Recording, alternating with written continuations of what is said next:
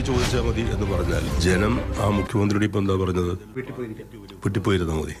എല്ലാറ്റിനും കാരണഭൂതനായി ഒരാൾ, ആളല്ലാതെ മറ്റൊരാളില്ല.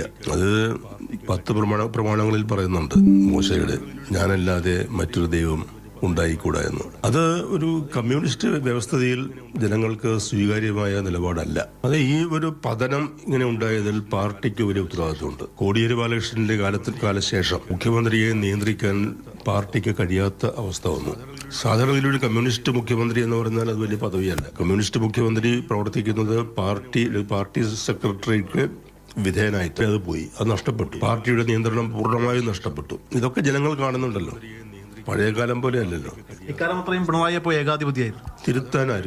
തിരുത്താൻ ആരുമില്ല എന്ന് വന്നാൽ അതിനർത്ഥം അധികാരമുള്ളവൻ ഏകാധിപതിയാവുന്നു എന്നാണ്. ഈ ജുഡീഷ്യറിയും മറ്റ് ലെജിസ്ലേച്ചറും ഒക്കെ പ്രവർത്തിക്കുന്നത് അധികാര കേന്ദ്രത്തെ നിയന്ത്രിക്കുന്നതിന് വേണ്ടിയാണ്. അതിന് പരിമിതി കൊണ്ടുവരുന്നതാണ്. ചോദ്യം ചെയ്യാൻ ആരുമില്ലാതെ ചോദ്യം ചെയ്യുന്നവരോട് അങ്ങേയറ്റം അനുചിതമായ രീതിയിലുള്ള പ്രതികരണം, വീട്ടിൽ പോയി ചോദിച്ചാൽ മതി എന്ന് പറഞ്ഞാൽ അത് ജനാധിപത്യത്തിൽ നമ്മൾ കേൾക്കേണ്ടി വരുന്ന ഏറ്റവും ഒരു അശ്ലീല ചുവയുള്ള പ്രസ്താവനയാണ്. പക്ഷേ ഇന്നലെ കണ്ണൂരിൽ നിന്നും തിരുവനന്തപുരത്തേക്ക് എത്തിയപ്പോഴും ഒന്നും പറയാതെ പോകുന്ന ഒരു മുഖ്യമന്ത്രിയാണ്. അല്ല, നമ്മൾ എവിടെയാണെങ്കിലും വലിയ ജനാധിപത്യങ്ങളിൽ, അമേരിക്കയിലെ പ്രസിഡന്റിന്റെ പരാജയപ്പെടുന്ന സ്ഥാനാർത്ഥി മാധ്യമങ്ങളെ കാണും. ആ ഒരു കാഴ്ച പോലും ഉണ്ടായില്ല. ഞാൻ പരാജയം സമ്മതിക്കുന്നു എന്നെങ്കിലും പറയും.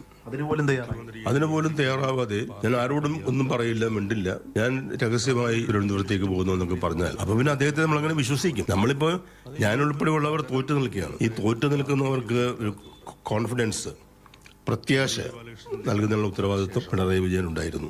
ആ ഉത്തരവാദിത്വം അത് നിറവേറ്റുന്നില്ല. പക്ഷേ ഇനി പാർട്ടിക്ക് പിണറായി വിജയനെ തിരുത്താൻ പറ്റുമോ, അതോ ഇനിയും പാർട്ടി ഇങ്ങനെ പിണറായിക്ക് വിധേയപ്പെട്ട് മുന്നോട്ട് പോകും? പിണറായിയെ ഇനി തിരുത്തേണ്ട കാര്യമുണ്ടെന്ന് എനിക്ക് തോന്നുന്നില്ല. പാർട്ടി പുതിയ സംവിധാനങ്ങൾ, പുതിയ മുഖങ്ങൾ കണ്ടെത്തണം. പിണറായിയെ തിരുത്തണ്ടേ? തിരുത്തിയില്ലെങ്കിലും കുഴപ്പമില്ല. അദ്ദേഹത്തിന് ഇത്രയും പ്രായമായില്ലേ. ഇനി അദ്ദേഹം ഒരു മുഖ്യമന്ത്രി ആകാനുള്ള സാധ്യത ഇല്ല. പിണറായി ഇക്കാലം അത്രയും പുലർത്തിപ്പോകുന്ന ഈ ഒരു പ്രവണത അത് അദ്ദേഹം ആസ്വദിക്കുന്നുണ്ടായിരുന്നു. എങ്ങനെയാണ് അത് മനസ്സിലാക്കാൻ കഴിയുന്നത്? ആസ്വദിക്കുന്നുണ്ടാവണം. അമിതാധികാരം, ആ വാക്ക് ഉപയോഗിക്കാമല്ലോ. അമിതാധികാരത്തിൽ സ്വയം ആഹ്ലാദിക്കുന്ന, സായുജ്യമടയുന്ന ഒരവസ്ഥയിലേക്ക് പിണറായി വിജയൻ എത്തിച്ചേർന്നു. 10 വർഷത്തെ ഭരണം കൊണ്ട് സംഭവിച്ചത് അതാണ്.